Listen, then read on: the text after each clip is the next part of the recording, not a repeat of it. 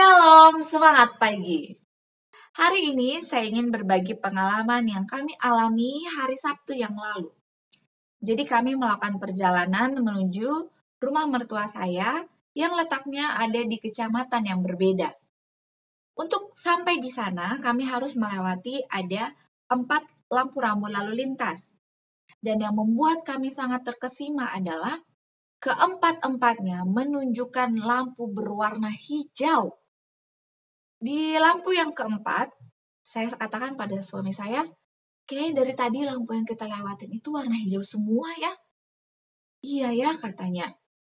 Dan itu membuat kami dapat tiba lebih cepat di rumah mertua saya, dan setibanya di sana, saya langsung men-setting laptop saya karena kami harus berbagi tugas.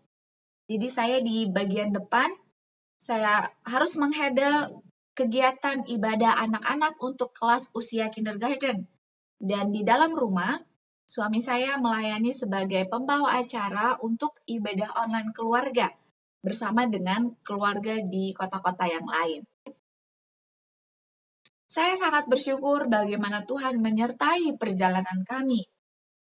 Dan dalam hati saya berterima kasih kepada Tuhan, sekaligus saya memohon maaf. Saya sampaikan, terima kasih banyak sudah sertai perjalanan Ade dengan sangat cepat.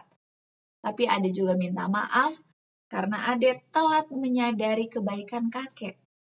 Harusnya dari lampu hijau yang pertama, Ade itu harus sudah bisa bersyukur karena kebaikan kakek. Saya percaya bahwa Tuhan terus merencanakan hal-hal yang baik dalam kehidupan kita. Dan tentunya dalam kehidupan Anda juga. Mari kita sama-sama terus belajar, lebih peka lagi atas perhatian Tuhan pada kita, atas kebaikan-kebaikan Tuhan pada kita, mulai dari hal-hal yang kecil. Baiklah, judul bacaan renungan pagi kita hari ini tanggal 18 Januari ialah Ia tahu bagaimana menolong kita apabila kita digoda. Dengan ayat inti yang tertulis di dalam Ibrani 2 ayatnya yang ke-18. Sebab oleh karena ia sendiri telah menderita karena pencobaan, maka ia dapat menolong mereka yang dicobai.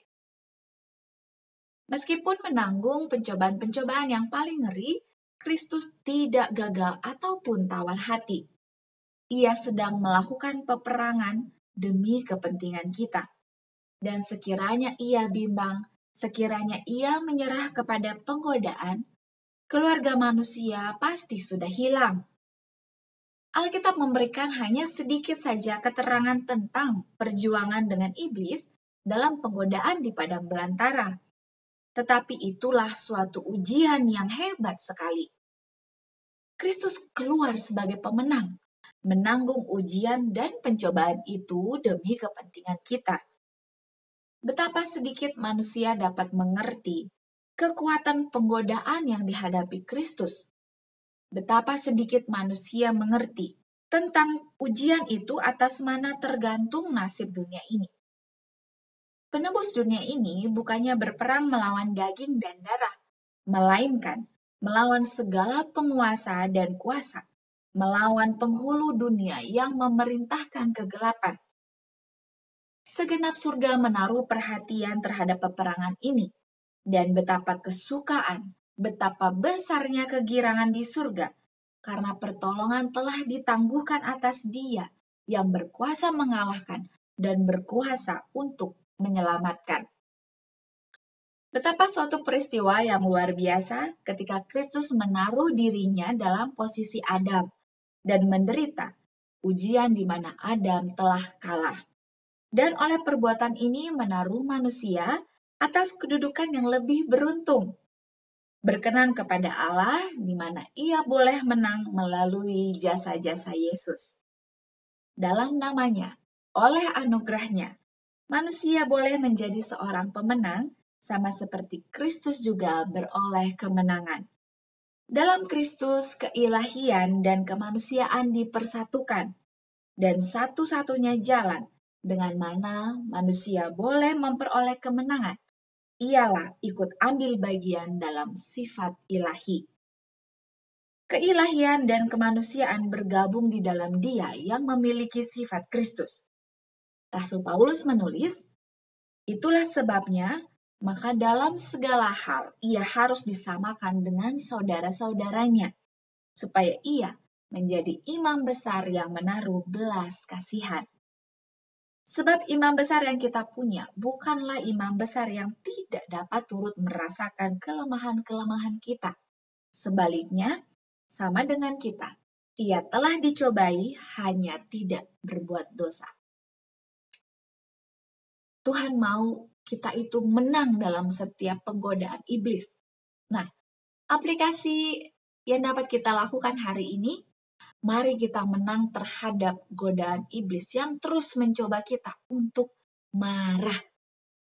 Ayo, kita puasa marah hari ini.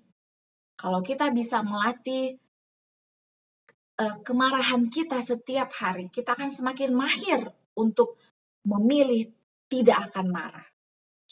Karena kenapa? Saya baru saja membaca artikel. Apa saja yang kita alami ketika kita itu melepaskan rasa marah?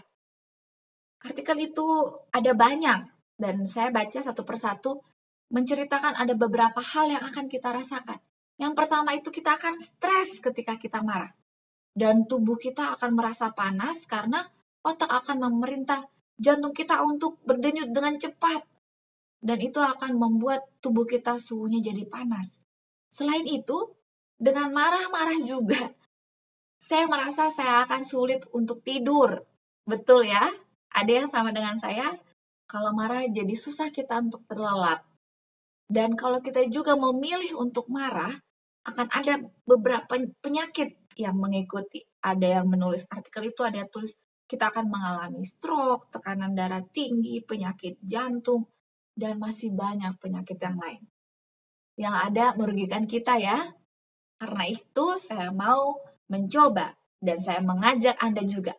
Mari kita hari ini memilih untuk puasa marah.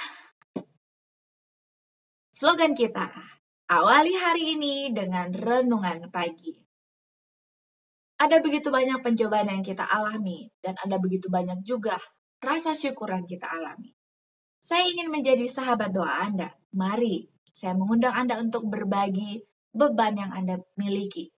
Saya akan turut mendoakannya. Untuk itu, Anda boleh menuliskan pokok-pokok permintaan doa Anda di kolom komentar di bawah ini. Dan terima kasih yang sudah menyampaikan pokok-pokok doanya. Saya akan terus berdoa dan saya berharap setiap Anda yang sudah menyaksikan, kiranya Anda terus mengalami kedamaian dalam hati dan juga pengharapan yang lebih kuat lagi kepada Tuhan. Mari kita sehat. Saya mau Anda juga sehat. Biarlah dengan ketenangan kita akan keyakinan bahwa Tuhan terus menjaga kita. Biarlah kita boleh merasakan rasa sehat yang luar biasa. Kita akan berjumpa lagi esok hari dengan bacaan renungan pagi yang berbeda yang lebih menarik lagi untuk merasakan kebaikan Tuhan. Sampai berjumpa, Tuhan memberkati.